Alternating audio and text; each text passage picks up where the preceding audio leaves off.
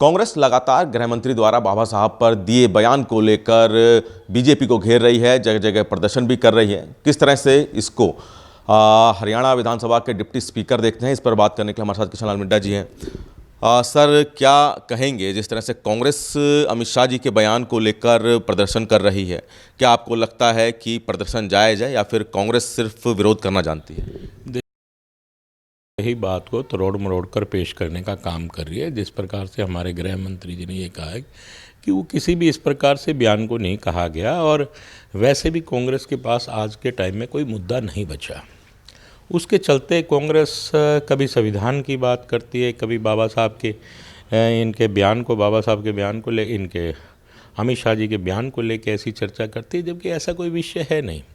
और मैं तो ये कहूँगा कि बाबा साहब सबके लिए पूरे देश में एक संविधान, एक इस देश को चलाने का जो एक मार्ग दिखाया वो बाबा साहब ने किया, और देश का प्रत्येक व्यक्ति बाबा साहब का सम्मान करता है।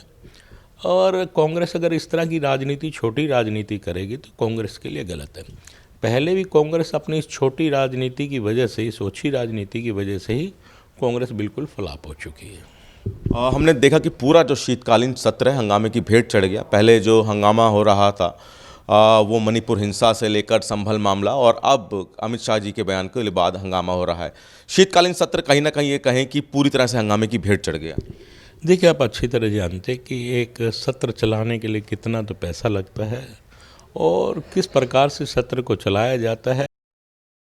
सोचना चाहिए कि चाहे वो लोकसभा हो, चाहे वो विधानसभा के विपक्षी हों, उनको ये सोचना चाहिए कि किस प्रकार से प्रत्येक एमएलए या एमपी अपना किस प्रकार से अपनी कॉन्स्टिट्यूंसी के प्रश्न लेकर आते हैं, ताकि उनकी कॉन्स्टिट्यूंसी विकास की तरफ बढ़े या जो थोड़ी बहुत कमी है वो दूर हो सके। और वो आपसी इस प्रकार से हल्ला गुल्ला कर कर सत्रों को ख़राब करने का काम करते हैं। ऐसा नहीं, कभी भी नहीं करना चाहिए। उस जनता के बारे में सोचना चाहिए, उस पूरी हिंदुस्तान की जनता के बारे में सोचना चाहिए जिन्होंने आज उन्हें बनाकर भेजने का काम किया, ना कि इस हल्ला गुल्ला के लिए पब्लिक ने भेजा आपको बनाकर। पब्लिक ने कहा है कि आप हमारी बात को उठाने का काम करें, ना कि आप वहाँ पर जाके हल्ला गुल्ला ये सब करें और सत्र को ख़राब करें, क्योंकि आप जानते हैं कि सत्र कितने समय बाद आता है।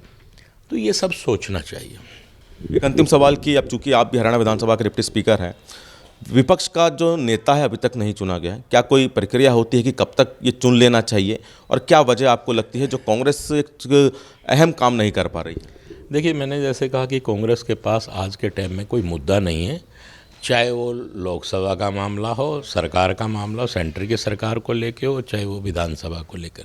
आज उनके पास कोई मुद्दा नहीं बचा और आलतू फालतू मुद्दों को लेकर कांग्रेस लड़ने का काम कर रही है। और वहीं पर आपके सामने सबसे बड़ा उदाहरण आज की तारीख में हरियाणा है, जो आज तक ये नेता नहीं चुन पाए। और मैं तो ये बात भी कहना चाहूँगा कि कांग्रेस हरियाणा में तो कम से कम सदमे से बाहर ही नहीं निकल पाई है। वो इस सदमे से बाहर निकले और विपक्ष की भूमिका निभाए अच्छे ढंग से। अगर उनको इलाज कराने की आवश्यकता है, उन्होंने अपना इलाज करवाया है तो ढंग से इलाज करवाएं, नहीं तो फिर आप ये भी मान सकते हैं कि इलाज झाड़ फूक से भी होता है। एक बार झाड़ फूक का इलाज करवा के भी देख लो कि हो सकता है कि वो झाड़ फूक से इलाज निकल जाए।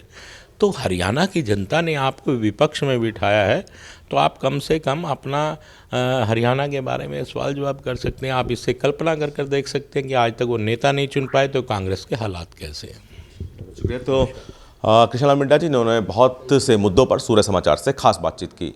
कैमरामैन प्रियदर्शन के साथ दिल्ली से सूर्य समाचार के लिए विनय सिंह।